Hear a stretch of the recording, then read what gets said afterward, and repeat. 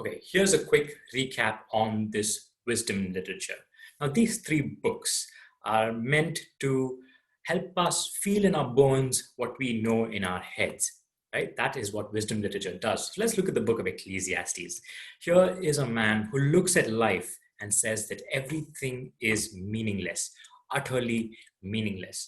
Okay, he looks at work and says, what's the use? We go on working as if we're going to live forever, but ultimately we have to die and leave this all to somebody else. Work is meaningless. And then he says, yeah, but even wisdom and righteousness and injustice, they're all meaningless, because whether you are intelligent or foolish, you're still going to end up in the grave. Whether you are good or bad, you're still going to end up in the grave. And then he says, so guess what? I think we should just enjoy life. But then he looks at pleasure and he tries pleasure and he experiments with that. And then he says, I surveyed all that my hands had done and what I had toiled to achieve. And everything was meaningless, a chasing after the wind. Nothing was gained under the sun, right?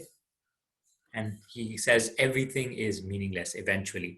But of course, the reason this person is so pessimistic is because of his methodology. He only looks at everything under the sun, a phrase that repeats often in this book. And it shows that here's a man who will only come to conclusions by looking at what he can observe in life and see. And what that means is he doesn't consider what God has revealed. So this is a book that demonstrates what life without the Lord looks like. The book of Ecclesiastes advertises for life with the Lord by demonstrating what life without the Lord looks like. That is the book of Ecclesiastes, and it helps us feel the meaninglessness of life without God. And then we look at the book of Job.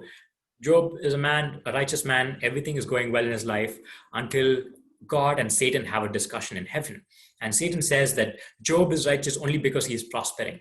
And God says, okay, let's test that theory.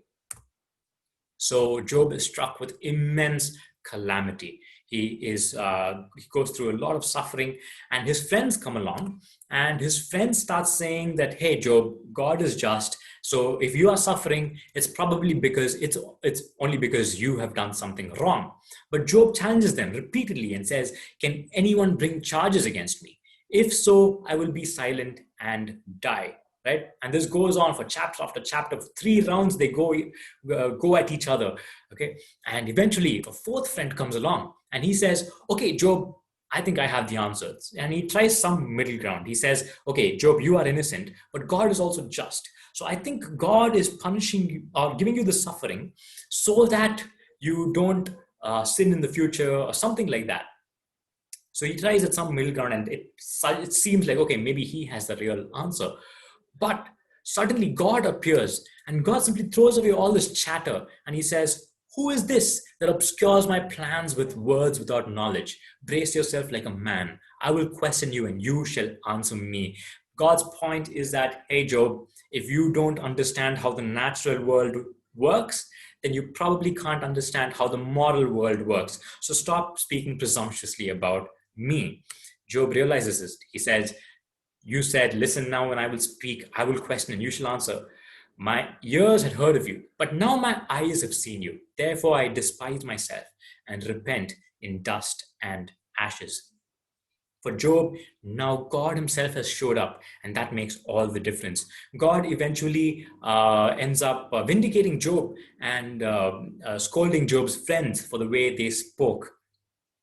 And eventually Job's prosperity is also restored.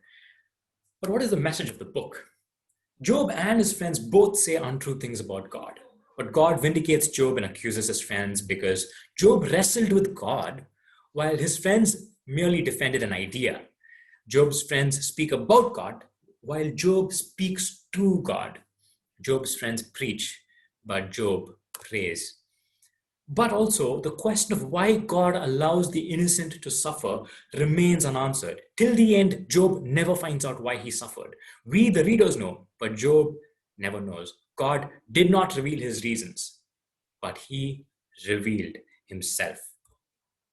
The book of Job is a book that shows an innocent sufferer's protest before God and his subsequent encounter with God.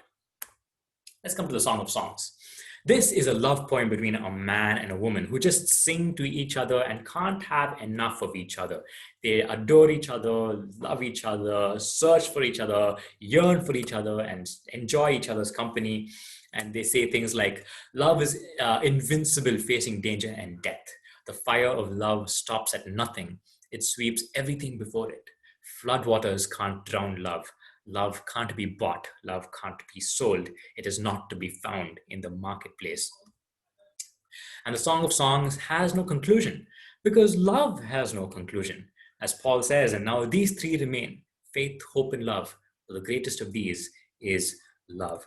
That is the book of Song of Songs, a book that celebrates romantic love between a man and a woman, but in so doing also celebrates the love between God and his people.